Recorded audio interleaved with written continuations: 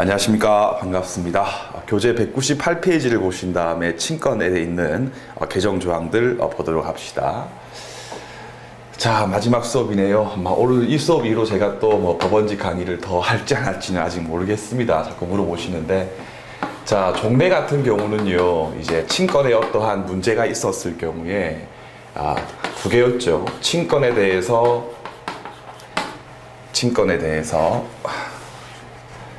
상실시키는 경우나 또는 친권 중의 일부였던 대리권이나 재산 관리권에 대해서 이제 상실을 시키는 이 두 가지밖에 없었지 않습니까? 문제가 뭐냐면요, 이 두 가지 같은 경우는 이제 상실돼 버리면 엄청난 큰 효력이 있기 때문에 법원 같은 경우가 친권 상실 등등등에 대해서 선고를 할 때 상당히 이제 주저하는 부분들이 많이 있었거든요. 그러니까 이제 필요한데 선고를 못 해버리니까 결국 누구한테, 그렇죠, 어린 자식한테 큰 피해가 생기게 되는 일이 많이 있었죠. 해서 개정법 같은 경우는 자, 복잡 다기한 경우에 딱 맞춰가지고 이제 효과를 국소 치료를 하기 위한 차원에서 세분화시켜가지고 이제 이 두 개 말고도 크게 세 가지 정도에 대해서 추가를 하게 됐어요. 그래서 1번, 2번, 3번 하신 다음에 첫 번째는 뭐냐면요, 친권자의 동의가 필요한 사안이 있지 않습니까? 민법 조문에 보게 되면.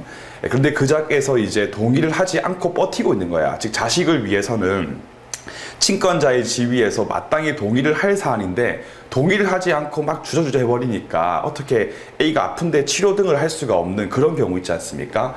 그런 경우에 대비를 하기 위해서 친권자 동의에 가름하는, 친권자의 동의를 가름하는 재판을 할 수 있는 조항을 신설을 하게 되었고요. 두 번째, 그 서설 부분에 이제 두 번째 문단에 남아 있는데 친권에 대해서 일시 정지를 시킬 수 있는 제도를 도입했고요. 세 번째, 친권에 대해서 일부 제한을 가할 수 있는 제도, 이 세 가지를 이제 도입한 게 핵심적인 내용입니다. 그래서 일단 1번은 됐고요.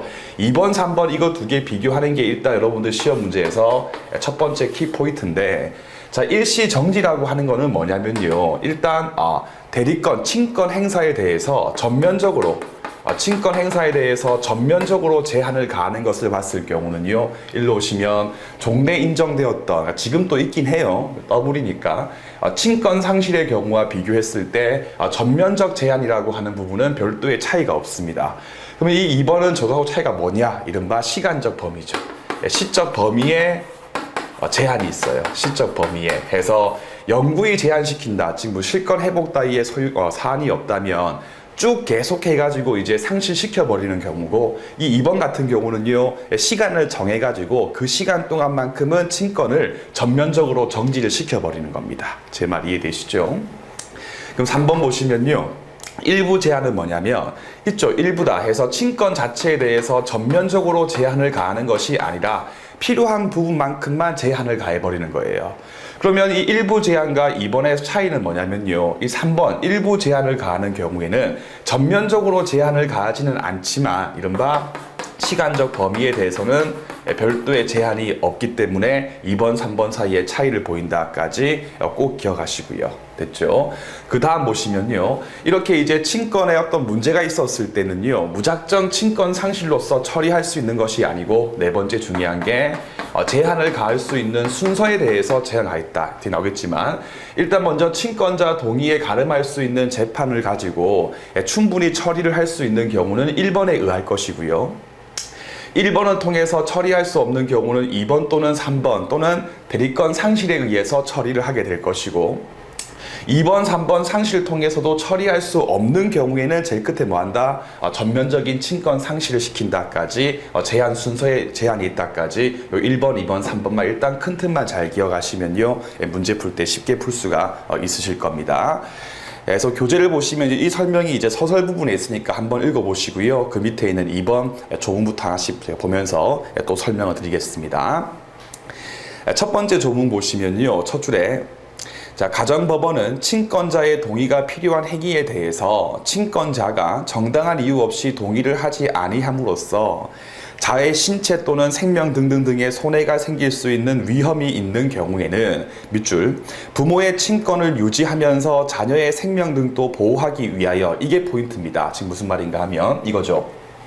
친권자 동의에 가름하는 재판이 있다 하더라도 요 친권자의 친권에 대해서 상실 따위는요 이루어지지 않고 계속 친권은 유지를 하는 겁니다. 이해되시죠? 따라서 다시 보시면 이러이러한 분들의 청구에 근거해 가지고 친권자의 동의에 가름하는 재판을 할 수 있다까지 확인하신 다음에 키포인트는 친권자 동의에 가름하는 재판이 있다 하더라도 친권자의 그 자체는요 없어지는 것이 아니고 계속 친권자의 지위를 유지한다는 부분을 꼭 기억해가지고 문제를 풀어주시면 되겠습니다. 자, 그 다음 좀 보시면요 924조 1항 보시면 방금 봤던 친권자 동의에 가름하는 재판이 있다 하더라도 방금 봤지만 부모의 친권이 계속 유지가 되기 때문에 부모 같은 경우는 친권에 근거해가지고 법원의 심판에 힘을 뺄 수가 있다. 어떤 경우냐면 급하게 아기가 아파가지고 수혈이 필요한 상태였는데 친권자가 이제 종교적 이유에 근거해가지고 수혈을 거부하는 거예요. 그러니까 급하게 이제 친권자 동의에 가름하는 재판을 받아가지고 수혈 받고 수술을 하려고 그러는데 다시 또 부모 같은 경우가 친권자의 지위에 근거해가지고 이해되시죠? 수술 행위에 대해서 거부해버리면요. 그렇죠. 친권에 동의하는 친권자 동의에 가름하는 재판이라고 하는 것에 의미가 없어지기 때문에 이러한 경우에는 됐죠. 다시 보시면 법원 같은 경우는 부 또는 모가 친권을 남용해가지고 자의 복리를 현저히 해치거나 우려가 있었을 경우에는 또 이러이러한 분들의 청구에 근거해가지고 원래 있었던 친권 상실 또는 이제 밑줄 다만 그러한 사유가 즉 어떤 이렇게 막 친권자가 막 나쁜 행위를 하는 그런 사유가 단기간에 소멸될 개연성이 높았을 경우에는 필요 최소한의 원칙에 근거해가지고 이른바 일시 정지를 선고할 수 있다. 그 끝부분에 밑줄 그으신 다음에 빨간 펜 드시고 오른쪽에 있는 참고 박스를 보시면요. 밑줄 일시 정지는 종래 친권 상실과 마찬가지로 친권 전부 다에 대해서 제한이 된다. 다만 친권의 정지되는 기간에 대해서 미리 정하는지 여부와 관련해 가지고 종래 거하고 차이를 보인다 해서 시간적 범위에 제한이 있다까지 꼭 기억하신 다음에 그럼 이제 2항을 보시면 자, 1항에 근거해가지고 친권에 대해서 일시 정지를 선고할 때는 상태 등등등을 고려해가지고 밑줄 그 기간에 대해서 정한다 해서 미리 기간을 정하는데 밑줄 이 경우에 일시 정지의 기간을 꺽쇠 친 부분은 제가 코멘트 넣은 겁니다. 조문을 쉽게끔 이해를 하시기 위해서. 그래서 일시 정지했던 기간이 지나치게 길어져 버리면 원래 봤었던 친권의 상실의 경우하고 크게 다를 바가 없는 것이기 때문에 밑줄 그 기간은 2년을 넘지 못한다 해서 2년이라고 하는 시간 범위 내에서만 제한을 가할 수 있다는 점 꼭 기억하시고요. 근데 문제는 뭐냐면요. 자, 법원이 이제 일시 선고를 정지를 시킬 때 한번 딱 보니까 부 또는 모 같은 경우가 한 2년 정도면 충분히 이제 개선돼가지고 더 이상은 친권에 대해서 행사하는 거에 대해서 별도의 제한을 가할 필요가 없다라고 판단돼가지고 2년이라고 하는 기간을 정해서 정지를 시켰습니다. 근데 2년 지나고도 부모가 계속 개판치고 있었을 경우는요. 그렇죠. 연장이라고 하는 것이 필요하겠죠. 이때 2년에서 한 번 더 연장할 때는요.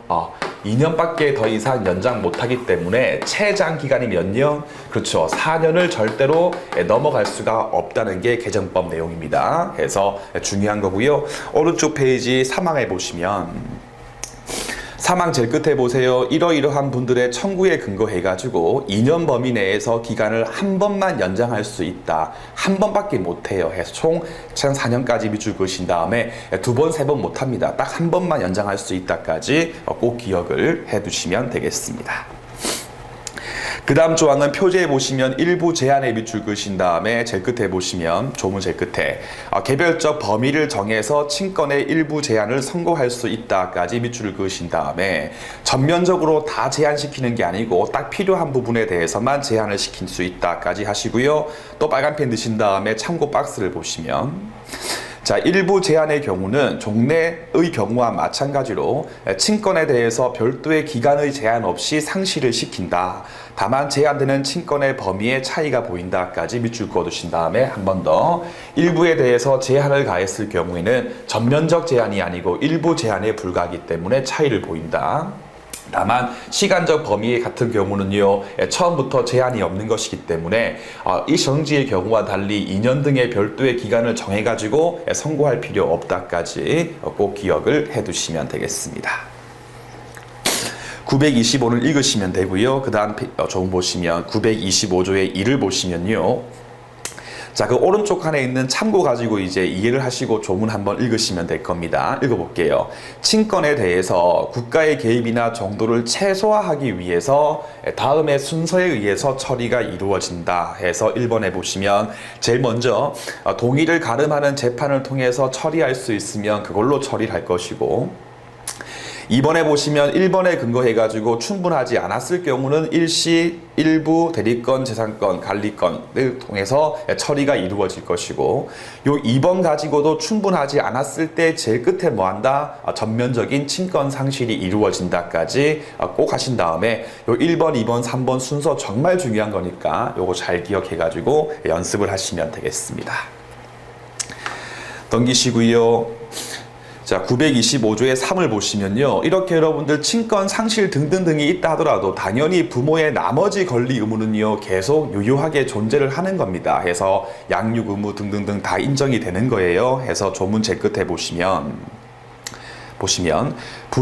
부모의 자에 대한 그 밖의 권리 의무는 변경되지 않는다까지 밑줄 그어두신 다음에 친권 상실 선고받고 빡쳐가지고 아버지라고 하는 A 같은 경우가 나 더 이상 양육비용 못 주겠다라고 할 수 있다 없다? 못하는 겁니다. 해서 부모의 권리 의무는 계속 있다까지 꼭 정리를 하시면 될 겁니다.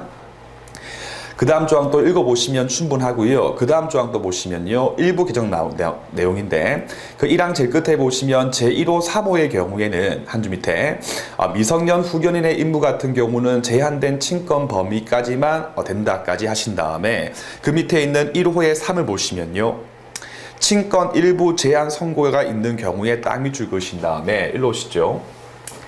전면적으로 친권 상실이 됐을 경우는요, 전부 다 없으니까 전부 다를 위해서 후견인의 선임이 필요하겠죠. 그런데 비교해가지고 일로 오시면 친권에 대해서 일부까지만 제한했을 경우는요, 제한되지 않았던 부분 같은 경우는 충분히 친권자를 통해서 처리를 할 수가 있지 않습니까? 그래서 이렇게 일부에 대해서 제한을 가했을 경우는 제한된 범위까지만 후견인의 선임이 이루어진다까지 한 번 더 기억을 해두시면 되겠습니다.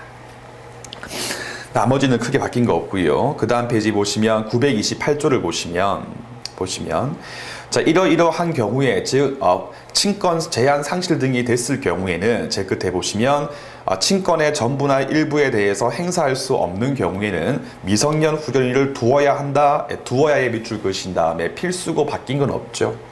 다만 주의하실 게 참고 박스에 오시면요. 한 줄 밑에 특별 대리인에 밑줄 그으신 다음에 특별 대리인을 두는 게 아니라 그 뒤에 읽어보시죠. 두는 것이 아니고 후견인 선임이 이루어진다까지 꼭 기억을 해주시면 되겠습니다.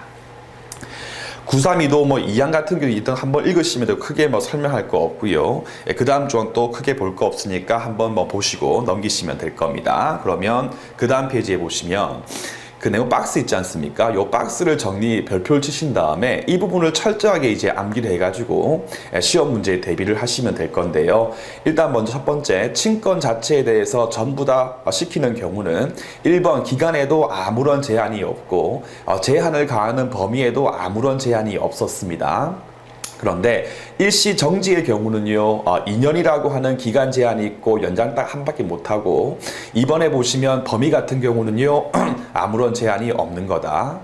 세 번째, 일부 제한 같은 경우는요, 그렇죠. 기간에는 제한이 없지만 제한이 이루어지는 범위 같은 경우는요, 특정한 범위 내로서 된다까지 세 개 다 비교하신 다음에 그 다음 칸 보시면 청권자의 부분인데, 자, 모두 다 자녀까지 다 포함이 되는데 그 밑에 비교해 보시면요, 1번에 보시면 자녀의 밑줄 그어두시고, 그 제일 끝에 이제 3번인데 실권 회복 선고에도 보시면 자녀의 밑줄 그으신 다음에 이른바 이제 일로 오시면 개정법에 근거해가지고 청권자의 이제 이른바 원칙적으로 자녀를 보호하기 위한 차원에서 자녀 전부 다 포함이 되는 게 이제 원칙이거든요. 그런데 예외적으로 개정법에서 자녀가 포함되지 않는 경우가 딱 한 군데가 있어요. 근데 이건 여러분들 입법상의 실수에 불과하기 때문에 일단 시험 문제를 낼 때 철저하게 암기를 해가지고 문제를 푸시는데 어디냐면요. 그 중간에 있는 2번에 보세요. 대리권 등의 상실에 대해서 선고를 하는 경우에는 한 줄 밑에 자 같은 경우가 청구권자에 포함되어 있지 않을 이유가 없는데 없어요. 그래가지고 시험 문제를 풀 때 주의하실 부분이니까 나머지 같은 경우는 똑같으니까 쭉 외우시면 되는데 2번 대리권 상실 같은 경우는 자가 없으니까 그 부분을 유의해가지고 이제 시험 문제에 대비를 해주시면 되겠습니다. 아시겠죠? 자, 이렇게 하시고 한번 빠르게 이제 객관식 그 OX 지문 있지 않습니까? 예, 풀어보시면 쉽게 문제를 풀 수가 있으실 겁니다. 해서 어디 가보시냐면 교재 177페이지 가신 다음에 빨리 볼게요. 17번 지문 제일 끝에 보시면 친권자의 동의에 가름하는 재판을 할 수 있고 있다 하더라도 부모의 친권은요 상실되지 않고 계속 존재하는 것이기 때문에 17번 지문 틀린 지문이다. 이해되죠? 18번 지문 가시면요 일시 정지할 경우는요 제일 끝에 보시면 연장할 때 딱 한 번밖에 못하기 때문에 횟수의 제한이 있으니까 18번 지문 또 틀린 지문이다. 됐고요. 19번 또 읽어보시면 되고 20번 지문 또 보시면 되고요. 21번 지문 갈까요? 자, 친권자의 동의에 가름하는 재판을 통해서 충분히 보호할 수 있는 경우는요. 순서 1번, 2번, 3번 떠올리신 다음에 2번, 3번이 나올 수가 없지 않습니까? 제 끝에 보시면 친권 상실 선고를 할 수 없는 경우니까 21번 지문 또 틀린 지문이다. 22번 지문 친권 상실 또는 일부 정지의 선고가 있는 경우라 하더라도 그 밖의 권리 의무는요 계속 부모한테 인정된다니까 제일 끝에 부담한다기 때문에 22번 지문 또 틀린 지문이다. 넘기신 다음에 제일 위에 있는 지문 친권에 대해서 일부 제한 선고가 있었을 경우는 미성년 후견인을 선임하는 것이지 누구 특별 대리인이 아니기 때문에 23번 지문 또 틀린 지문 처리를 해주시면 되겠습니다. 자, 24번 지문 가겠습니다. 별표 치시고요. 아주 중요한 판례입니다. 자, 먼저 여러분들 974조 제1호를 보시면요. 974조 제1호를 봅시다. 부양 의무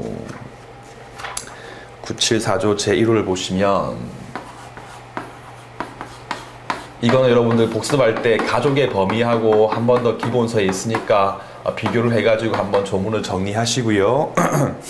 자, 다음 각호의 친족은 서로가 서로에게 부양해줄 의무가 있다. 해서 1호에 보시면 직계 혈족 및 배우자, 직계 혈족 및 배우자. 해서 1호 같은 경우에 직계 혈족 및 그 배우자, 혈족과 그 배우자. 자, 그렇죠? 3호에 보시면 기타 친족 있죠. 기타 친족. 1번에 포함되지 않는 경우는 3호인데 1호하고 3호의 가장 큰 차이가 뭐라고요? 1호 같은 경우는 생계를 같이 하는가 여부와 관계없이 서로가 서로에게 부양 의무가 인정이 되는 겁니다. 뭐 사위 같은 거 떠올리시면 되겠죠. 3호 같은 경우는요, 생계를 같이 하고 있는 경우에 한해서 생계를 같이 하는 경우에 한해서만 서로가 서로에게 부양 의무가 있다까지 떠올려 주신 다음에 이제 일로 오겠습니다. 자, A 같은 경우가 이제 A가 남편이었고요. A가 남편이자 아들이겠죠. 남편이었고 B가 이제 처였어요.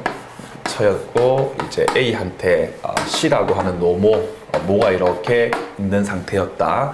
시어머니 아니겠습니까? 원래 1호에 포함되기 때문에 생계 여부와 같은 관계없이 B하고 C 같은 경우는 서로가 서로에게 부양 의무가 인정이 되는 게 원칙입니다. 자, 문제는 뭐냐면요. 이 A 남편분께서 사망을 했어요. 사망을 했다. 실제 사안 중에 하나가 이제 A가 의사였는데 A하고 B가 아주 사이가 안 좋아서 A가 스스로 목숨을 끊은 그런 사건들이 있었습니다. 근데 B 같은 경우가 지금 현재 재혼을 하지 않은 상태였어요. 자, 여러분들 한번 떠올려 보시죠. 인척관계라고 하는 거 한번 떠올리신 다음에 인척관계 C하고 B 같은 경우는요 인척관계 아니겠습니까? 인척관계인데 인척 관계의 경우는 A하고 B 사이에서 이혼했거나 또는 혼인 취소가 있었을 경우는 그 즉시 종료한다. 말고 1박 2일 사망했을 경우는요, 인척 관계가 일단 계속 인정이 되다가 생존 배우자 B 같은 경우가 재혼했을 때 비로소 종료가 이루어진다. 그 B 같은 경우가 재혼까지 했다면 더 이상 인척 관계도 없는 것이기 때문에 B한테 C에 대한 부양 의무가 없음이 명백하거든요. 근데 문제는 뭐냐면요, 이 B 같은 경우가 재혼을 하지 않고 있었을 때에 이 B한테 이른바 C에 대한 부양 의무가 인정되는가 안 되는가에 관한 문제 중에서도 여러분들 C하고 B가 사이가 안 좋으니까 C하고 B가 지금 현재 생계를 같이 하고 있는 경우가 아니겠죠. 그래서 같이 안 살고 있는 경우에도 B한테 부양 의무가 있는가 없는가가 이 판례가 최초의 판이 되는 겁니다. 이해되죠? 일로 오시죠. 자, A가 사망을 하고 난 뒤에도요, C하고 B 사이의 관계를 계속 1호로 본다면, 그러면 생계를 같이 하지 않는 경우에도 B한테 이제 부양 의무가 인정이 되겠죠.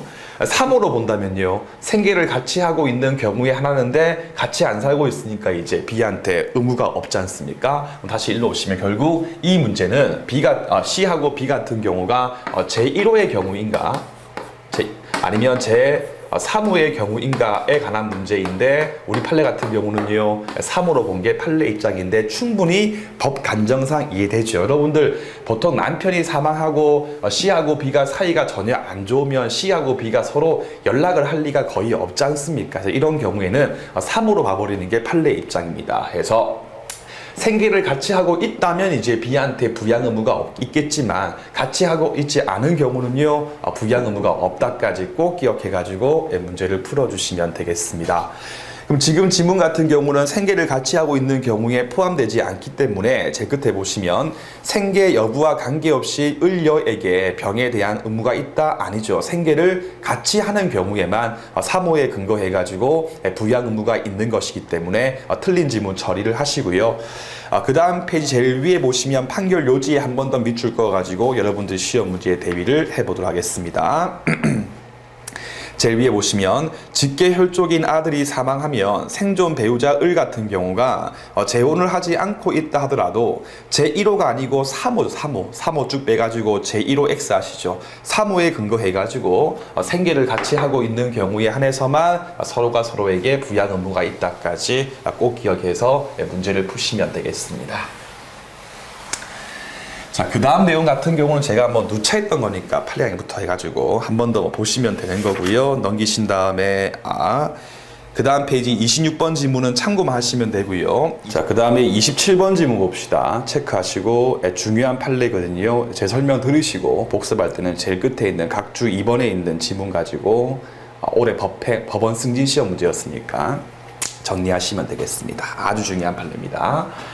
자, A가 이제 할아버지였고 그 밑에 자식이 4명 있었어요. 잘 봐요. 갑이 있고 을이 있고 병이 있고 정이 있었는데, 요 갑이 작년대 되게 좀 몸이 안 좋아 보였고 갑 밑에 B라고 하는, 그러니까 A한테 손잡버리겠죠. B가 있었는데 참 B가 안 된 거야. 그래가지고 A가 먼저 B한테 1번 X 토지를 증여했다. 그래서 우리가 먼저 가도 넌 살아나면서 X 토지에 대해서 먼저 증여를 했다. 그 다음에 이제 2번 갑이 사망했던 거예요. 그 다음에 2번 갑이 사망을 하고, 그 다음에 이제 A가 사망을 하게 된 경우였다까지 기억하신 다음에, 요 X 토지에 대한 증여를 빼고 보면요, 그렇죠, 갑이 먼저 사망하고 그 뒤에 A가 죽었기 때문에 B 같은 경우는요 대습 상속인의 지위가 인정이 되겠죠. 여러분들, 자, 이 상태였다 해놓고 제일 끝에 보시면 두 줄 위에 지문 B에 대한 X 토지의 증여는 특별 수익에 포함되지 않기 때문에 유류분 산정을 위한 기초물에 포함되지 않는다. 따라서 을 같은 경우는 B 상대해가지고 유류분 침해에 근거한 반환에 근거해가지고 이전 등기를 청구할 수 없다라고 바꿔주신 다음에 고마 그냥 말지. 이제 이때 A가 사망했을 때 X 토지를 B한테 주고 B한테 등기를 하고 난 다음에는 A가 가진 게 하나도 없는 상태에서 사망을 한 거예요. 그러니까 이제 그 밑에 있었던 삼촌 고모들이 이제 B를 상대로 해가지고 참 유류분 침해를 이유로 유류분 반환 청구 소송을 제기를 하게 된 거거든요. 그럼 이때 여러분들 A가 이제 B한테 X 토지를 증여한 것을 상속분을 미리 준 것으로 볼 수 있는가 없는가가 사건 쟁점인데, 보세요. A가 B한테 X 토지를 증여할 당시에는 B 같은 경우가 상속인입니까 아닙니까? 상속인이 아니죠. 왜? 갑이 상속인이죠.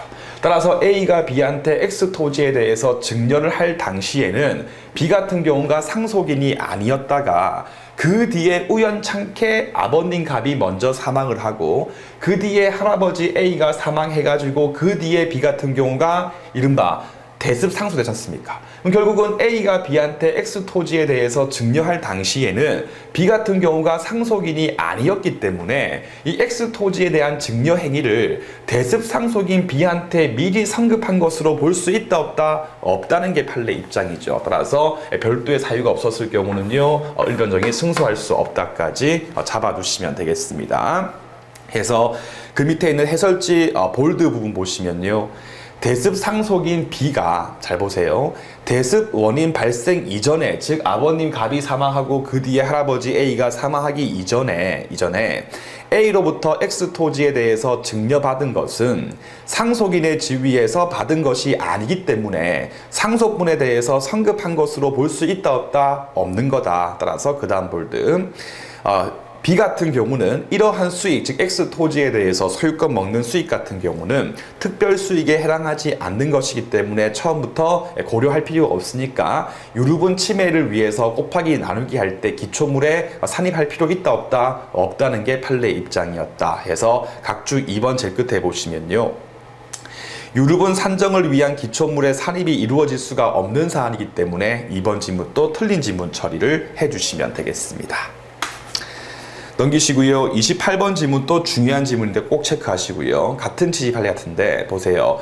갑에게 자을과 병이 있었으며 병에게는 처 A하고 자녀 B, C 등이 있었다. 한번 끊으시고, 한편 병 같은 경우는 3년도 무렵에 됐으며 갑이 2010년도 7월 27일 무렵에 X 토지를 병한테 증여하고 사망해가지고 A, B, C가 상속인이 되었다. 한번 끊으신 다음에, 자, 빨간 펜으로 갑이 2010년도에 X 토지를 병한테 증여하고의 밑줄 그으신 다음에 병을 쭉 올리신 다음에, 병 같은 경우는 상속인입니까? 상속인이 아닙니까? 아니죠. 왜? 그 전 단계에서 이미 상속 결격이 됐으니까. 따라서 갑이 X 토지를 병한테 증여한 거는 상속인한테 상속물을 미리 준 것으로 볼 수 있다 없다? 볼 수가 없는 거죠. 왜? 상속인이 아니니까. 따라서 병이 받았던 것은 제 끝에 상속분의 성급에 해당하지 않는 것이기 때문에 상속분에 대해서 산정을 할 때 특별수를 산정할 필요 전혀 없는 사안이니까 28번 지문 또 틀린 지문 처리를 해주시면 되겠습니다. 그래서 해설지 제일 끝에서 네 번째 줄 위에 끝에 보시면 상속 결격 사유가 발생한 이후에 결격된 자가 직접 증여를 받았을 경우는 그 수익은 상속인의 지위에서 받은 것이 아니기 때문에 별도의 사유가 없다면 상속분의 성급으로 볼 수 있다 없다? 볼 수가 없는 거다까지 밑줄 그어두신 다음에 중요한 판례니까 함께 묶어서 기억을 하시면 되겠습니다. 29번 지문을 알고 계신 판례죠. 이미 채무 초과 상태에서 어떤 채무자 A 같은 경우가 상속물 분할 협의를 하면서 자기의 상속분에 대한 권리에 대해서 포기했다. 밑줄 그을까요? 분할 협의를 하면서 상속분에 대한 권리를 포기했다까지 밑줄 그으신 다음에 이 중요한 판례 두 가지를 혼동하시면 물론 안 됩니다.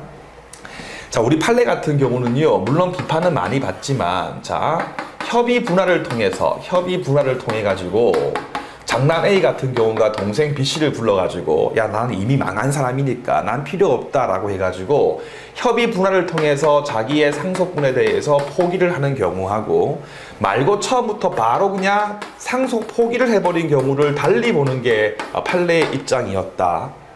비판은 있습니다. 그래서 상속 포기를 바로 하는 거는요, 그렇죠, 신분상 행위에 불과하기 때문에 사회 행위물 이유로 취소를 구할 수 없다는 게 판례 입장이었고, 맞죠? 비교해가지고 협의해가지고 포기했을 경우는요, 사회 행위에 해당한다는 것이 바닥까지 두 개를 잘 비교해서 연습하신 다음에 요 지문 같은 경우는 위의 경우에 포함되니까 제 끝에 사행위로서 취소를 할 수가 있기 때문에 29번 지문 또 옳은 지문 처리를 해주시면 되겠습니다. 자, 30번 지문 가시면요. 제일 끝에 형식적 경매라고 하는 부분에 밑줄 그어두신 다음에 형식적 경매 한번 떠올려 볼까요? 비교할 게 뭐예요? 실질적 경매였죠. 실질적 경매. 이건 뭐라고요? 밑에 거는 채권자가 돈을 변제받기 위해서 하는 거다. 위에 거 같은 경우는요, 그렇죠. 돈 받기 위해서, 즉 채권자가 돈을 받기 위해서 하는 것이 아니라 그 밖의 이유에 근거해가지고 붙이는 경매이다. 어떤 게 있습니까? 그렇죠. 공유물 분할이죠. 공유물 분할해서 대금 분할하는 경우는요, 채권자에게 돈을 받기 위해서 하는 것이 아니기 때문에 위에 포함되겠죠. 그러면 이렇게 형식적 경매를 하는 경우는요, 일반 채권자, 요 경우 등은 일반 채권자가 배당에 참가할 수 있겠습니까? 없겠습니까? 자가 배당에 참가해가지고 요구할 수 있다 없다? 빚잔치를 하기 위한 경매 같은 경우에는 참가해가지고 배당 요구하게 되면 말번에 집이 돈 받겠지만, 이렇게 형식 경매 같은 경우는요, 처음부터 참가해가지고 배당을 요구할 수가 없는 겁니다. 그래서 지문 제일 끝에 보시면 일반자 같은 경우에 요구는 처음부터 허용될 수가 없는 것이기 때문에 30번 지문 또 옳은 지문 처리를 하시면 되겠습니다. 31번 또 중요한 지문인데 결론만 아시면 충분해요. 해서 한정 승인에 근거해가지고 청산 따위가 종료되지 않은 경우에도 현행법상 별도의 조항이 없는 것이기 때문에 분할 청구할 수가 있기 때문에 지문까지만 확인하시고 넘어가시면 충분하시겠습니다. 32번 또 중요한 지문 같네요. 체크하시고요. 자, A가 있고요. A가 있고 그 밑에 이제 A하고 B가 있고 그 사이에 이제 C가 있었다. C가 있고 그 다음에 D가 있다라고 합시다. 이렇게 있는 상태에서 예를 들면 A가 사망을 했다. A가 사망을 하고 그 다음에 C도 이제 사망을 했다. C가 사망을 했을 경우에 A의 처인 B 같은 경우가 단독으로 상속을 받겠습니까? 안 받겠습니까? 요거 묻는 게 이제 이 질문이죠. 자, 배우자 B 같은 경우는요, A의 직계 존속이나 또는 직계 비속이 있었을 경우는 공동 상속을 받는 거고, 그 밖의 경우는 단독이다. 그러면 지금 이 그림의 경우에 A와의 관계에서 직계 존속은 없지 않습니까? 비속은 있어요, 없어요? 있죠. 왜? 손자 B 같은 경우도 직계 비속에 포함이 되는 거니까. 따라서 B하고 D 같은 경우가 공동 상속을 받는 것이지 B가 단독 받는 것이 아니다까지 기억하시면 되겠습니다. 그럼 지문에 보시면요, 자녀 같은 경우 전부 다 상속 포기를 했다 하더라도 같죠? 했다 하더라도 한번 끊으신 다음에 손자 등이 있었을 경우에는 배우자 B 같은 경우가 죄송합니다. 단독으로 받는 것이 아니고 공동 상속이 되는 것이기 때문에 32번 지문은 틀린 지문 처리를 해주시면 되겠습니다. 그래서 사안은 상속 포기인데 상속 포기합시다. 상속 포기를 이렇게 했다. 그러면 B하고 D가 함께 받으며 상속 포기의 경우는요, 대습 상속 사유에도 해당하지 않는다까지 함께 묶어서 기억하시면 되겠죠. 넘기시고요. 그 다음 질문. 상속 포기 신고를 했는데 법원에 의해서 수리가 되고 있지 않은 동안에 A, B, C 중에 이제 A가 상속 포기 신고했는데 아직까지 법원에 의해서 수리가 안 됐으면 아직까지 A에게도 상속인의 지위가 인정이 되겠죠.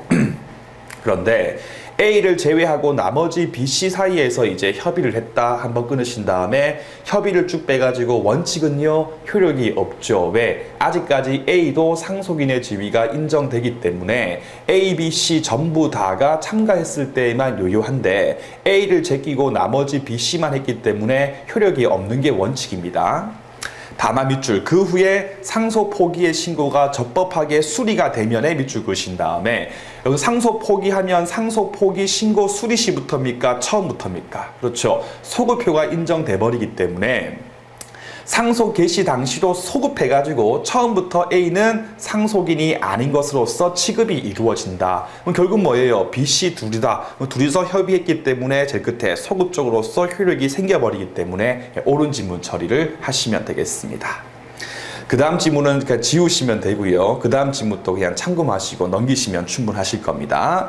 자, 그 다음 페이지 보시면요. 36, 37 둘 다 중요한 지문 속으시면 안 돼요. 보시면 유언자가 자필 증서에 의한 유언을 하면서 주소에 대해서 자서를 하지 않은 경우는 됐죠? 법정 방식을 구비하지 못했기 때문에 유언은 효력이 없는 거다. 끊고 맞아요.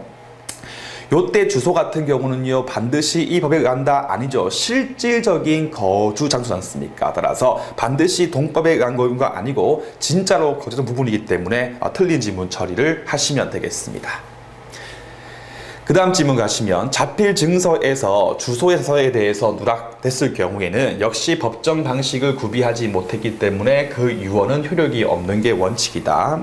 다만 끊으시고 유언자의 특정에 아무런 지장이 없다 하더라도 법정 방식을 구비하지 못한 경우이기 때문에 제 끝에 끝까지 효력이 없는 거기 때문에 속지 마시고 틀린 지문 처리를 하시면 되겠습니다. 중요한데 어렵진 않을 거예요. 넘기시고 38번 지문 또 중요한 지문입니다. 보시면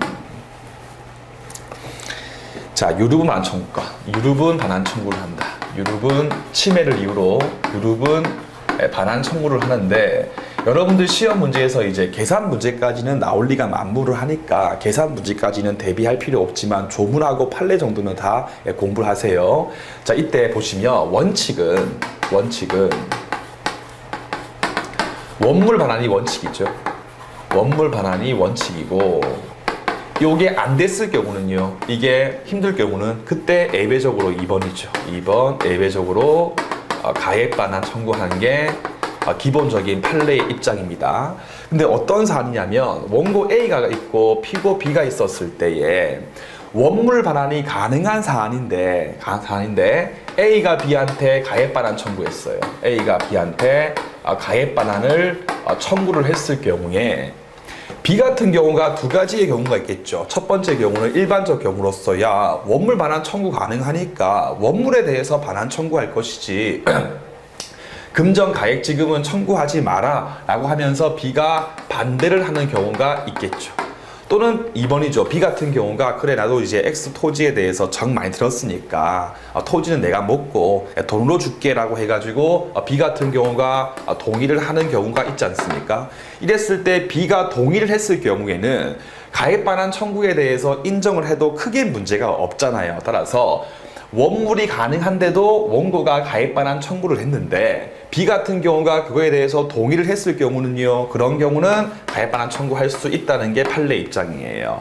그런데 B 같은 경우가 반대했을 경우는요, 그리고 다시 원칙에 의해서 처리가 이루어지는 것이기 때문에 B 같은 경우가 반대했을 경우에는 가액 반환 청구가 아니고 원물 반환 청구가 이루어진다까지 동의 반대 두 개를 잘 구분해서 문제를 풀어주시면 되겠습니다. 그래서 지문 끝에 보시면요, 가액 반환에 대해서 반대하는 의사를 표시한 경우까지 밑줄 그으시고요. 그러면 동의한 게 아니고 반대했기 때문에 제일 끝에 원물에 의해서 될 문제이지 가액 반환 청구권 명할 수 없는 것이니까 38번 지문 또 틀린 지문 처리를 해주시면 되겠습니다. 그 다음 지문 같은 경우는 민법 제 387조 한번 볼까요? 387조를 보시면 이행기와 이행지체라고 하는 표제가 있고 제2항을 보세요. 채무 이행의 기한의 정함이 없었을 경우에는 청구를 받고 다음 날부터 책임을 진다까지 확인하신 다음에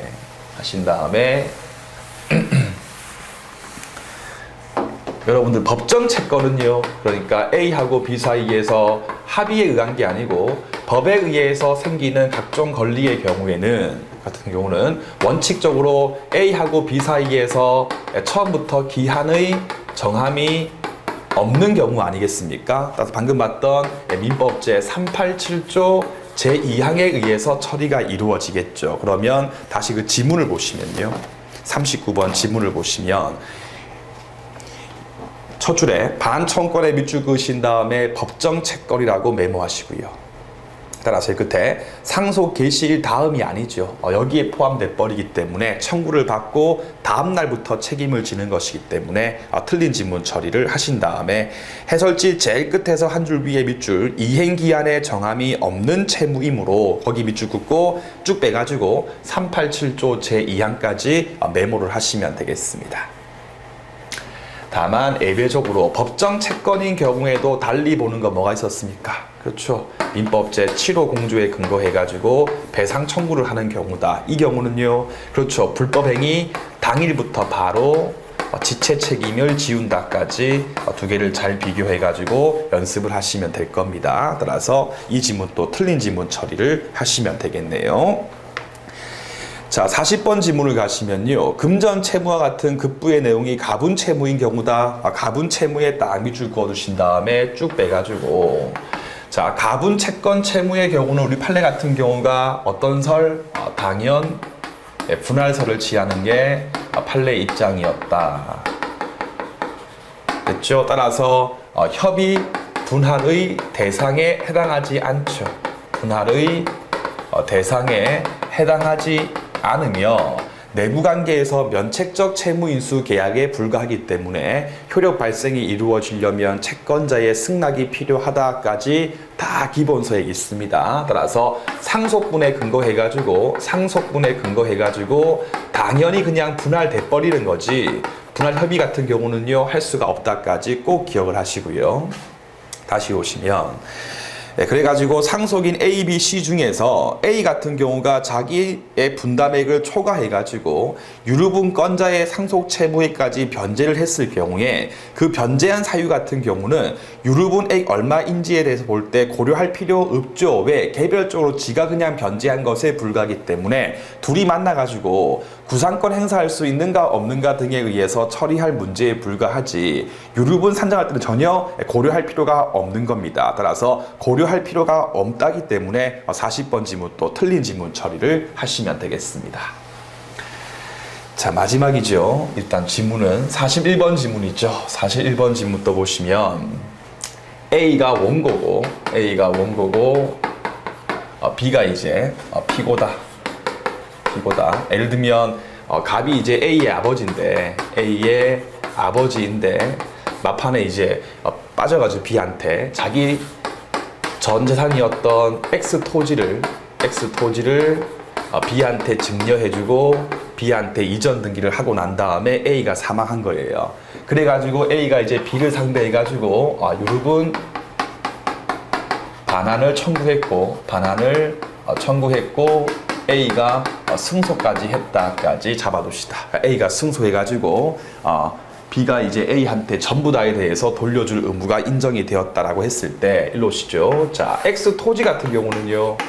X 토지는 그냥 A한테 반환을 해주면 돼요. 이건 문제가 없어요. 반환 의무가 있는데 문제는 그 사이에 그러니까 갑이 B한테 증여해가지고 인도를 하고 A가 승소하기 이전 단계 즉 B가 주기 전까지 이 X 토지에서 생겼던 사용이익에 준하는 가실 같은 경우에는 어떻게 처리를 할 것인가에 관한 문제인데 1단계 원칙은 자 B 같은 경우가 선의인가 악의인가에 대해서 분명치 않았을 경우는요 민법제 197조죠. 민법제 197조에 근거해가지고 일단 B 같은 경우는 선의로서 추정이 이루어진다. 따라서 2번이죠. 따라서 B 같은 경우는요 선의의 B 같은 경우는 민법제 201조 1항에 근거해가지고 가실을 수취할 수 있는 권리가 있다 없다? 권리가 있기 때문에 법률상 원인이 있지 않습니까? 따라서 B는 A한테 선의인 기간 동안은요 가실을 줄 필요 있다 없다? 줄 필요 없다. 따라서 반환 의무가 없다. 다만 3번이죠 여러분들. 3번 민법제 197조 제2항을 보시죠. 2항을 보시면 언제부터? 소를 제기했을 때부터 해서 소를 제기했을 때 하기 전까지는 B가 선의이지만 소했을 때부터는요 B가 이제 악의이다. 그럼 이 악의인 기간 동안은요 그렇죠 민법제 201조 제1항이 적용될 수가 없는 것이기 때문에 가실을 수취할 수 없다. 따라서 반환 의무가 있다까지 문제를 푸시면 되는 겁니다.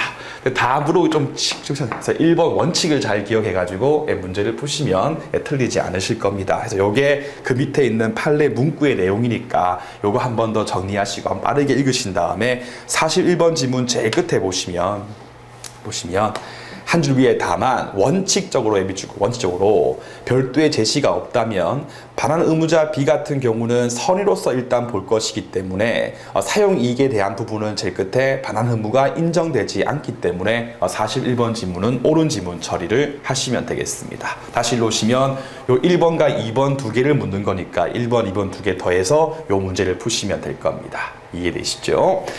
자, 하시고 마지막 여러분들이 여행 계약 파트를 볼게요. 어디 보시냐면 교재 194페이지를 보신 다음에 여행 계약을 보시면 됩니다. 새롭게 이제 신설된 계약이거든요. 그래서 아마 2월 4일부터 이 시행이니 여러분들 시험 문제에 포함되니까 공부를 좀 하실 필요가 있습니다.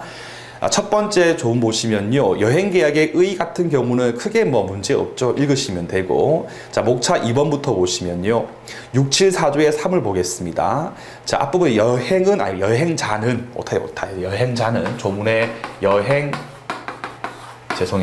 자는, 이렇게. 자는 밑줄 여행 시작하기 전에는 언제든지 해지할 수 있다 한번 끊으시고 사전 해제라고 메모하시고 사전 해제.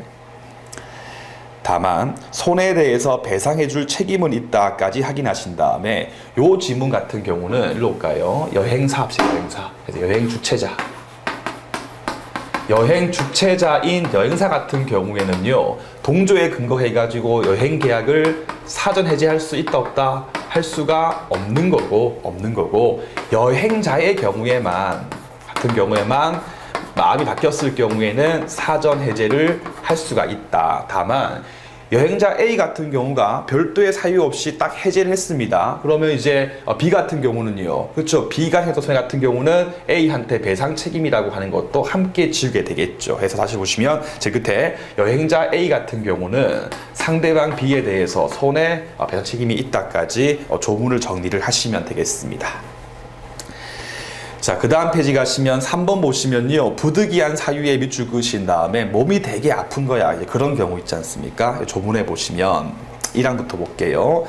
자, A하고 B의 사유와 무관하게 부득이한 사유가 있었을 경우에는 밑줄 각자는 계약에 대해서 해지할 수 있다 해서 부득이한 사유에 근거해가지고 여행 계약에 대해서 해지를 하는 경우는 방금 봤던 사전 해제의 경우와 달리 여행자 A뿐만 아니라 주체자 B도 둘 다 할 수가 있습니다. 그래서 각자의 깍 밑줄 긋고 두 개를 잘 비교를 하시고요. 다만 그 사유가 한쪽의 가실 때문인 경우라면 상대방한테 또 손해에 대해서 배상해 줄 책임이 있는 거다.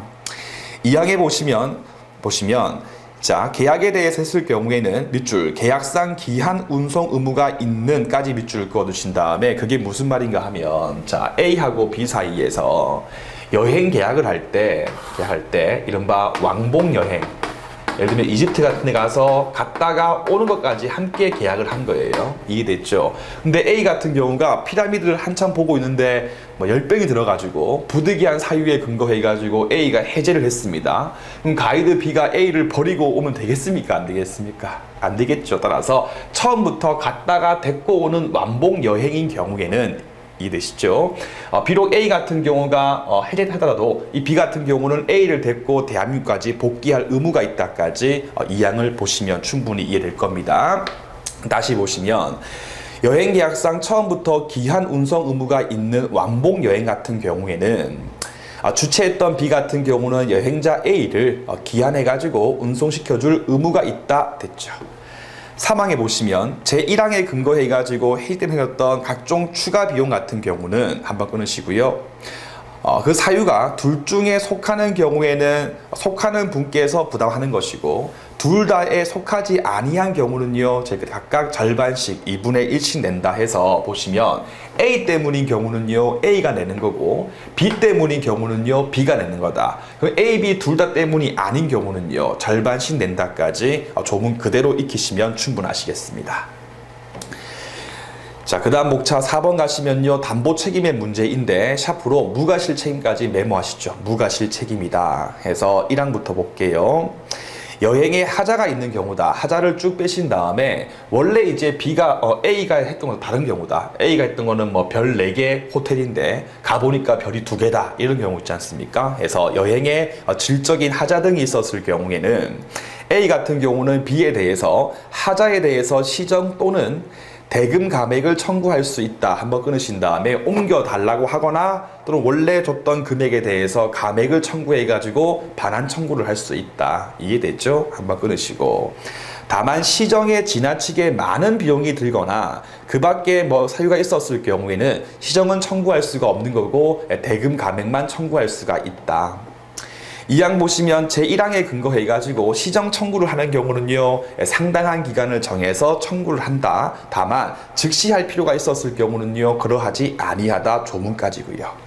3항에 보시면 A 같은 경우는 시정 청구하거나 감액 청구에 가름해가지고 배상도 청구할 수 있고, 또 제일 끝에 함께도 배상을 청구할 수 있다. 그 다음 조항 보시면 1항, 여행자 A 같은 경우는 여행에 중대한 하자가 있었을 경우에 한번 끊으시고요. 그 시정이 이루어지지 않거나 계약의 내용에 대해서 더 이상 이행을 기대할 수 없는 경우에는 계약에 대해서 해지할 수가 있다. 이항에 보시면 이렇게 담보 책임에 근거해가지고 여행 계약에 대해서 A가 해지를 했을 경우에는 빨간 펜으로 더 이상 B는 A한테 여행 대금의 지급을 청구할 수 있다 없다 할 수가 없는 거다. 다만 여행자 A 같은 경우는 여행에 의해 생겼던 이득이 있었을 경우는요, 그 이득에 대한 상환 의무는 있다 해서 예를 들면 중대한 게 있었는데 B가 시정을 안 해가지고 A 같은 경우가 담보 책임에 근거해서 여행 계약에 대해서 해지를 했을 경우는 하나씩 B는 A한테 대금의 지급을 청구할 수는 없다. 다만 A 같은 경우가 여행상 이득이 있었을 경우는요, 그 이득은 누구한테? B한테 돌려줄 의무가 있다까지. 조문 그대로 읽으십니다. 그 다음 페이지를 보시면 3항, B 같은 경우가 계약 해지에 근거해가지고 필요 조치를 할 의무를 지며 한번 끊으시고, 똑같죠. 계약상 기한 운송 의무가 있었을 경우에는 함께 운송 책임까지 함께 진다 하신 다음에 똑같죠. A하고 B 사이에서 또 갔어. 이집트에 갔다. 근데 이제 A가 막 승질나가지고 해지를 했습니다. 그럼 B가 A를 버리고 오면 된다? 안 된다 해서 B 같은 경우는 A를 데리고 올 의무까지 진다. 이때 밑줄, 요 경우에 상당한 이유가 있었을 경우에는 B가 A한테 이제 여행 비용에 대해서 지급을 청구할 수 있다까지 하신 다음에 그 단서 부분이 이제 이 경우 후문 부분이 중요한 부분인데 다시 볼까요? A 같은 경우가 여행자이고 B 같은 경우가 여행 주체자이다까지 잡을게요. 그런데 중대한 하자가 있어가지고 이제 A 같은 경우가 담보 책임에 근거해가지고 여행 계약을 해지를 했습니다. 이랬을 때도 B한테 뭐가 있다? 그렇죠. A를 데리고 올 기한 운송 의무가 인정이 됩니다. 운송 의무가 인정되는데 문제는 뭐냐면 이 데리고 오는데 어떠한 비용이 들었을 경우에 그 비용 같은 경우를 B가 A에게 청구할 수 있는 게 원칙이겠습니까? 없는 게 원칙이겠습니까? 그렇죠. B가 잘못 준비를 해가지고 A가 해지한 거 아니겠습니까? 그럼 계약의 종료의 원인이 누구한테 있다? 그렇죠. 담보 책임에 근거해가지고 A가 해지했을 경우에는 계약 종료의 원인이 B한테 있는 것이기 때문에 B가 책임질 부분이니까 원칙은 B가 A한테 비용을 청구할 수 없는 게 원칙이에요. 다만 예외적으로 어떠한 상당한 이유가 있었을 때 하나여 B가 A한테 청구를 할 수가 있다는 거거든요. 그래서 이 조문을 오해하시면 절대 안 됩니다. 다시 보시면 이 경우에 밑줄, 상당한 이유가 있었을 때에만 비용의 일부에 대해서 B가 A한테 청구할 수가 있는 거다. 그러면 상당한 이유를 쭉 빼가지고 원칙은요, 비용 상환을 청구할 수 없다까지 기재를 하시면 되겠습니다. 자, 그 다음 지문 보시면 이러한 가까이 걸리는 여행 기간 중에도 행사할 수 있으며까지는 문제가 없는데 그 뒤에 밑줄, 계약에서 정했던 여행 종료일로부터 6개월 내에 행사한다. 그 부분에 딱 밑줄을 그으신 다음에 예를 들어서 마션 맞나요? 마션을 한번 떠올려 봅시다. 올려가지고 이제 A가 또 여행자이고 화성에 여행 가시는 분이고 B 같은 경우가 여행 주최자이다 라고 합시다 했을 때 원래 A하고 B 사이에서 이제 정했던 왕복 여행에서의 약정상 합의했던 종료일은 갔다 왔다 해가지고 예를 들면 2017 2016년도 뭐 5월 8일이었습니다. 근데 중간에 이제 B 같은 경우가 감자 등을 안 줘가지고 A가 심을 수가 없어가 A가 이제 해지를 해버린 거예요. 그래가지고 실제 A가 해지를 해가지고 종료했던 날짜가 2015년도 8월 뭐 10일 날 해지를 했다라고 합시다. 이랬을 때 A가 B한테 각종 배상 같은 것들을 청구를 하고자 한다면 제일 먼저 필요한 게 뭐겠습니까? 일단 A가 뭐 한다? 그쵸. 일단 돌아와가지고 지구에 와가지고 대한민국에 와가지고 A가 B한테 어떠한 권리에 대해서 행사를 하지 않겠습니까? 따라서 실제 종료한 날로부터 6개월 잡아버리면요, 아무리 A가 빨리 와도 6개월 내에 지구에 올 수가 없잖아요. 그래서 이게 아닌 거고, 이해되시죠? 원래 약정했던 종료일로부터 6개월 내에 권리를 행사한다까지 꼭 기억하신 다음에 다시 보시면 계약에 있었던 종료일부터 하면 맞는 지문이고요. 샤프로 실제 종료일 하면 틀린 지문이니까 그 두 가지를 잘 구분해 가지고 문제를 풀어주시면 되겠습니다. 아시겠죠? 자, 그 다음 페이지 5번 기타 부분 가시면요, 대금의 지급 시기, 여행자 A 같은 경우는 합의했던 시기에 대금을 지급한다 한번 끊으신 다음에 임의 규정이라고 메모하시고, 강행법규 아니니까 별도의 합의가 있으면 합의에 근거해 가지고 처리를 한다. 그런데 A하고 B 사이에서 시기에 대해서 별도의 합의를 하지 않았다면 간습에 의할 것이고, 간습도 없으면 이제 밑줄 여행이 종료하고 난 다음에 지급한다. 샤프로 후불제죠. 그래서 합의, 간습 둘 다 없으면요, 후불제까지 꼭 기억하시고요. 그다음 목차 2번 가시면요, 이 같은 경우는요, 약자의 지위에 있는 여행자 A를 보호하기 위해서 존재하는 법 내용이기 때문에 편면적 강행법규이다 해서 A한테 불리하게 바꾸면요, 효력이 없는 게 원칙인데 딱 두 개 빼고, 어떤 경우 방금 봤죠? 67, 4조의 5의 경우에는, 즉 대금의 지급시 같은 경우는 조문 자체에서 별도의 합의를 할 수 있으니까 강행법규가 아닌 거고. 다시 여러분들 우리 교재 194페이지를 보시면요, 제일 위에 674조의 2 있지 않습니까? 여행계약의 의 같은 경우는 강행법규 할 필요가 없지 않습니까? 해서 방금 봤던 조문들 중에서 674조의 2하고 대금의 지급 시기인 5, 이 두 개 빼고는 전부 다 뭐다? 편면적이기 때문에 여행자 A한테 불리게 바꾸면요, 효력이 없는 것이고, A한테 유리하게 바꾸면요, 효력이 있는 거다. 일로 오시죠. 약정 종료하고 6개월 내인데 A하고 B가 별도의 합의를 해가지고요, 1년 내로 하면요, 유효하죠. 왜? A한테 유리한 거니까. 3개월로 해버리면요, 그렇죠, A한테 불리하기 때문에 효력이 없다까지 꼭 기억해가지고 문제를 풀어주시면 되겠습니다. 전부 다 했죠. 해서 이제 뭐 최신 판례부터 개정 법령 빠진가? 다 했으니까 이거 계속 거듭 반복하시고요. 민법 시험 문제 풀 때 제일 중요한 거는 기본서 계속 돌리시면서 익히는 게 제일 중요한 거니까 열심히 공부하시고, 국어, 영어, 국사도 열심히 공부해가지고 기필코 올해 시험에 꼭 합격을 하시기를 진심으로 부탁을 드리겠습니다. 여러분들 고맙습니다.